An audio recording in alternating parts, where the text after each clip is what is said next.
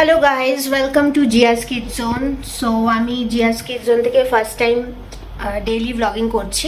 আর আমি এটা দেখাবো যে জিয়া এখন কি করছে। বিকজ জিয়া এখন স্কুল থেকে এসে ওর খাওয়া দাওয়া হয়ে গেছে। এবার ওর যেটা কাজ সেটা হলো এখন ঘুমানো, কিন্তু ও না ঘুমিয়ে দুষ্টুমি করছে।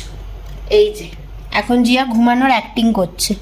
এটা কিন্তু জিয়া ঘুমাচ্ছে না একদম, এটা ঘুমানোর অ্যাক্টিং হচ্ছে জিয়া। কেন ঘুমাচ্ছ না জিয়া? তোমার লেট হয়ে যাচ্ছে না? এবার তো ঘুমাতে হবে। কেন ঘুমাচ্ছ না? হ্যালো করো।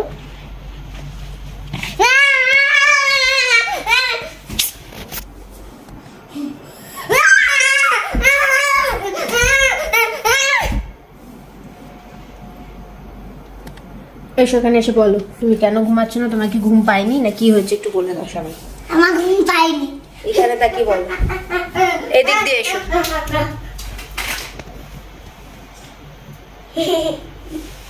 এত দুষ্টুমি করে কেন ঘুমানোর সময় আমি বুঝতে পারি না। জিয়ার কখনো ঘুম পাই না, ঘুমই আসে না। আমি এত চেষ্টা করি, এত এফর্ট দিই, তারপরে গিয়ে মানে বিকেল 4টের সময় 3টের সময় ঘুমাবে, তারপরে উঠতে লেট করবে। এই যে দুষ্টুমি করছে।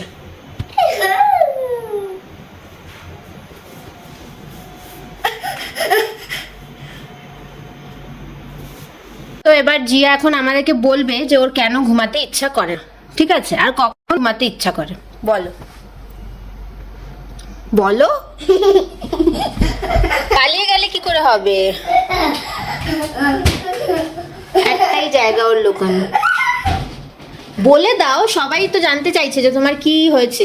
ওর তখনই ঘুমাতে ইচ্ছা করে যখন পড়তে বসানো হয় শুধু, তাই তো? পড়তে বসতে গেলেই তখনই ওর মনে পড়ে যে ভীষণ ঘুম পেয়েছে, চোখ খুলতে পারছে না, চোখ একেবারে ছোট হয়ে গেছে, বন্ধ হয়ে গেছে, তখন ওকে সেই জন্য একমাত্র উপায় হচ্ছে জিয়াকে ঘুম পাড়ানোর, সেটা হচ্ছে জিয়াকে একটু পড়তে বসানো। তাই তো জিয়া? তাই তো জিয়া বলো। তাই তো জিয়া এখনো দুষ্টুমি করে যাচ্ছে। জিয়ার পা রাখা। চলো এবার তাহলে পড়তে বসা হবে। নিয়ে আসো টেবিলটা, নিয়ে আসো বই খাতার টেবিলটা নিয়ে আসো, একটু পড়ে নাও।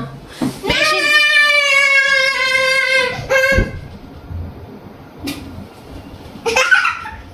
বেশি কিছু না, খালি আবার তুই ওইটা ধরছিস।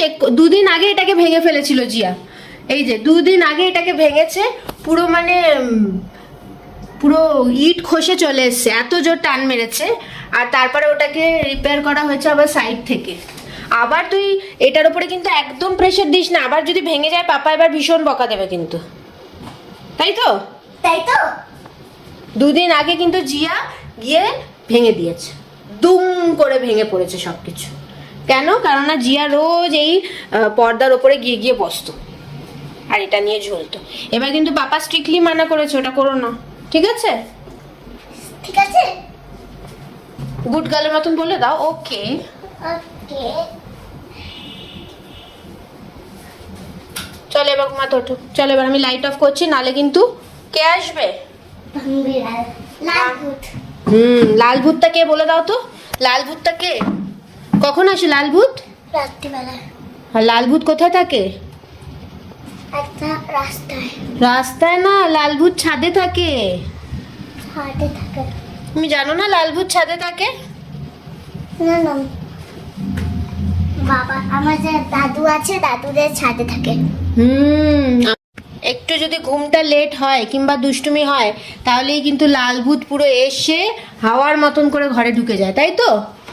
হ্যাঁ, কি হলো, তোমার ভয় লাগছে নাকি?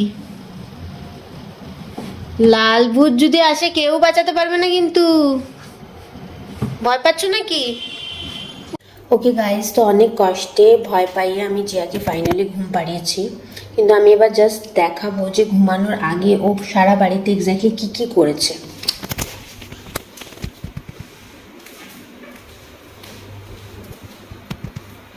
এই যে কোথা থেকে একটা কাঁচি জোগাড় করেছিল আমি জানি না, করে সারা বাড়ি কাগজ কুটি কুটি করেছে। এখন আমাকে লিটারালি আবার সব পুরো বাড়িটা ঝাড় দিতে হবে। মানে আমি জাস্ট ও ঘুম থেকে আসার ও মানে স্কুল থেকে আসার আগেই পুরো বাড়ি ক্লিন করেছিলাম, আর আমি সেটাই করি ও আসার আগে। আরও এমন নোংরা করেছে, আবার আমাকে বসে এখন ঝাড় দিতে হবে। এই করে করে আমি আর কখনো রেস্ট নিতে পারি না। ও থাকলে তো রেস্ট নিতেই পারি না, আর ও ঘুমিয়ে পড়লে ও যে তছনছ করেছে সেগুলো আমাকে বসে পরিষ্কার করতে হয়। হ্যালো গাইস, সো ফাইনালি এখন বাজে কটা বাজে দেখে আসি তো কটা বাজে। এখন বাজে অলরেডি 6:45 আর জিয়া এখন ঘুম থেকে উঠেছে। এই যে জিয়া রানী এখন ঘুম থেকে উঠেছে। কি জিয়া রানী ঘুম ভাঙলো? এতক্ষণ ধরে ঘুমালে পরে কি করে হবে বলো? জিয়া এখন ঘুম থেকে উঠেছে, ওর মুখে কোনো কথা নেই। সো এখন আমি কিছু একটা খাওয়াবো, তারপরে একটু পড়তে বসাবো।